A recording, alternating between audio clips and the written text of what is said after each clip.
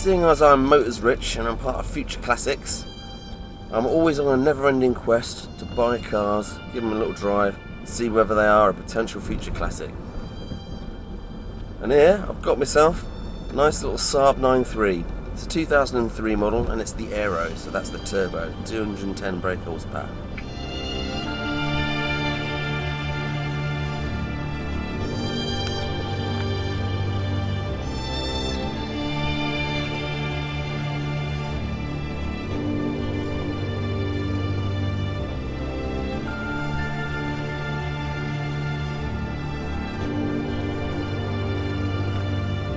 So the question is this Saab a future classic?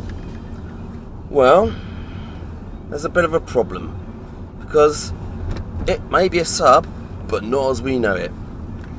Unfortunately, as anyone who knows Saab will know, a few years ago GM got their hands on them. And this particular one, the 9.3, is basically a bastard love child of a 900 and a Vauxhall Vectra. Speed bumps.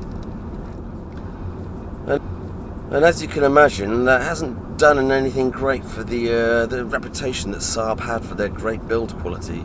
Unfortunately, there is quite a lot of the ugly sister DNA coming through in this car. It kind of really shows in here. You've got stuff like this trim here, like this bit, just comes off like that.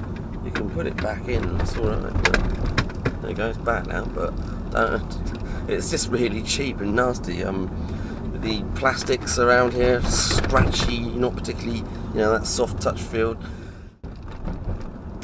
Other issues with it, well, it just doesn't feel like it could do 200,000 miles, that's for sure. This one's got 118 and it really starting to show it.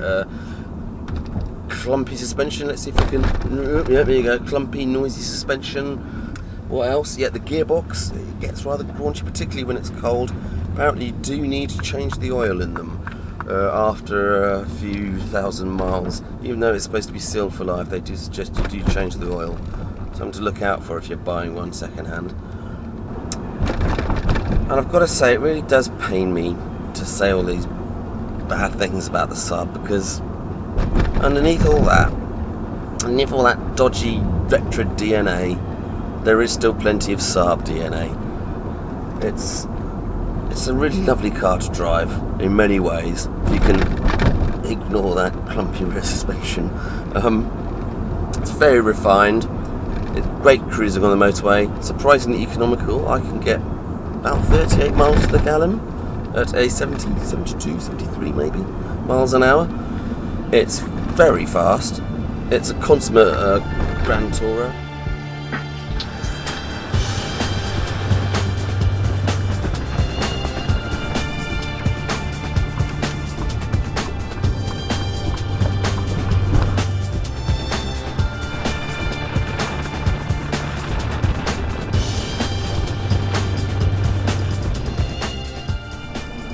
Should you buy a Saab 9.3 Aero as a potential future classic?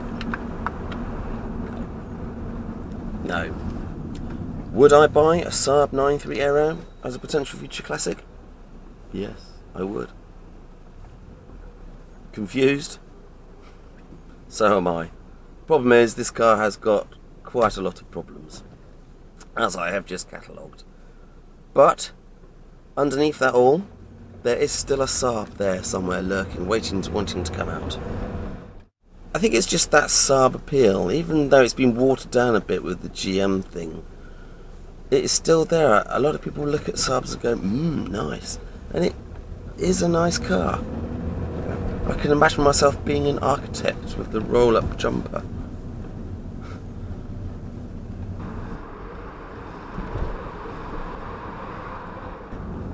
So yes, I would buy one as a future classic. I'd make sure it's a low mileage version. I'd also make sure it wasn't a 2003, which this one is, as I've said already. It's got the Egr Valve Issues that cause a lot of the cold starting problems, I think. Also look out for clumpy suspension and all that stuff. But basically get yourself a low miler, and you shouldn't have any of these problems anyway.